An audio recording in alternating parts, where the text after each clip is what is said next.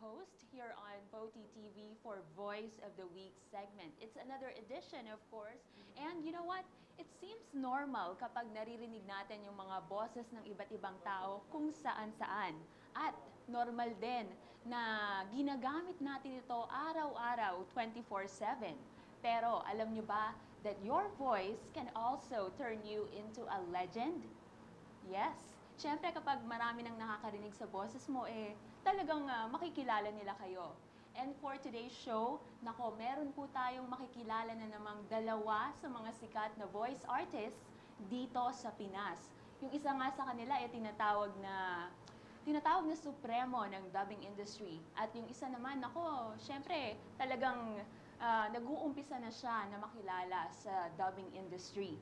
At ngayon, nako, makikilala natin sila at syempre naririnig din natin yung mga magaganda nilang boses sa mga dub na animes. Kasama na rin yung mga live dramas. Kaya wag na natin patagalin ang lahat. Aking pong pinakikilala ang ating guest ngayon, Mr. Alex Agawili, and of course, Ms. Sherwin Revester. Hello, good afternoon. Good afternoon. Good afternoon. Okay, and actually my first question, this goes out to the two of you. How did you begin your career as voice artist? I mean, can you say that this has been your dream or your ambition? I guess, Sir Alex. Actually, hindi naman eh. I started in theater. Okay. I was an actor for how many years? And one of our show in CCP, watched by, it was shown in 1994.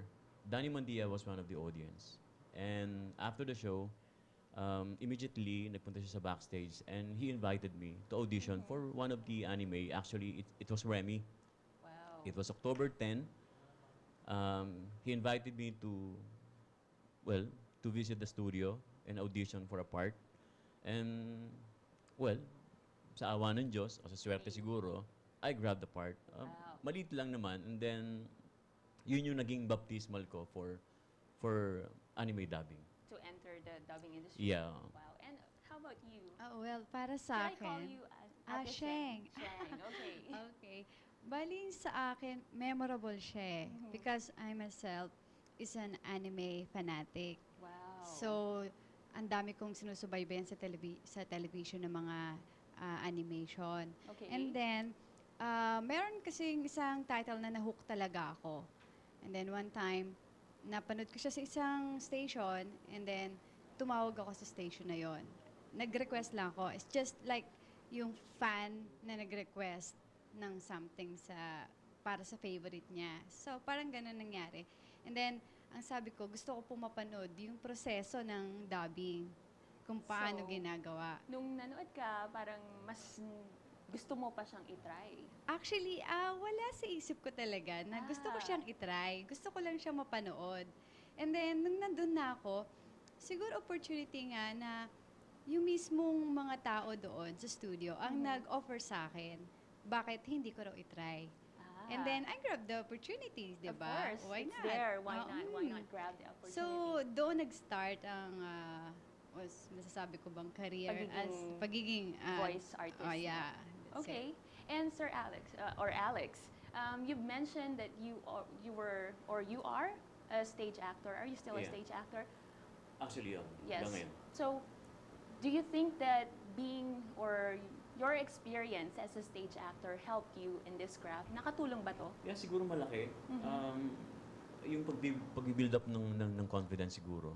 Okay. Kung wala ako noon as an actor, baka dala ko yung kaba nung unang araw na pinag-try ako for a voice-over, baka dala ko yon kung hindi ako naging actor. Kung walang nakapagpalakas sa akin ng loob siguro. Yung tono ng boses, Yeah, yung kung paano, tono, yung delivery. And siyempre I think that's sa it, no? stage acting, di ba? Merong ganyan eh. Meron Oo, kayong medyo hiwalay lang talaga training.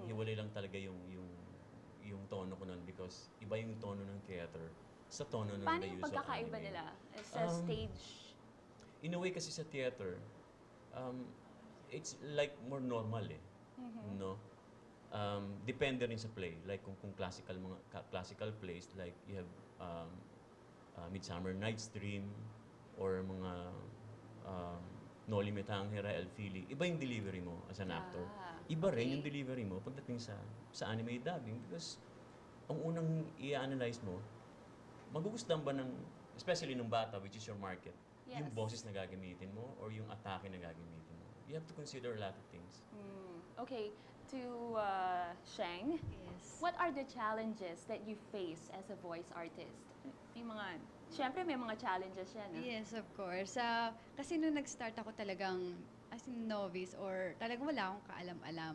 Okay. And then, they advised me na mag-observe.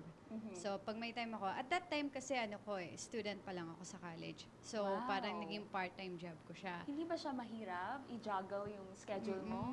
Actually, Di ba pag dubber ka, talagang Full, bibigyan mo ng oras yan. Totoo yun, totoo yun. Bali, that time kasi, nagkataon na siguro sinuwerte lang na kapag may vacant day ako sa school, yun yung nabibigay na schedule naman sa dubbing para sa akin. Nagkataon I lang see. talaga. So, mahirap siguro kapag nagkataong sabay yung academics talaga yung isang araw lang. Okay. Tapos, siguro, yun nga, minamanage ko lang yung yung schedule. Yung Alright. correct management. Ganun. Bilang mga veterano sa industriya, what does it take to become a good voice artist? Meron ba kayong mga ceremonies na ginagawa? Umiinom ba kayo ng mga kung ano-ano dyan para gumanda Meron pa ba? yung boses nyo? Hindi ko alam, Diba- no? Di ba Wala. pag 8 hours straight or 24 hours straight, di ba? Parang nakaka-strain yan ng boses. Siguro yung simpleng pag-aalaga sa boses na lang. Like, yung mga kwentuhan na sobra, yung mga tawanan na sobra, kung hindi ka pa Sigaw, natitake sigaw. or dapat you should save your voice. Parang, Okay. kasi yung voice dubbing o yung dubbing mismo, I'm personally, I don't consider it as parang career yung dapat craft yung mo sa kanya so that ang treatment po sa kanya, Parang you don't see it as a job. oo like Parang just theater. enjoy it. Oo, like theater. You enjoy theater because I like theater because I You enjoy love- theater. Yeah, you love I to love do it. acting, yeah. And I enjoy doing it. Yeah. Just like dubbing. No, dubbing is like acting, no? Umaarte ka eh. So in some ways dapat seryoso ka like kung paano mo i-manage yung boses mo. Kung kailan ka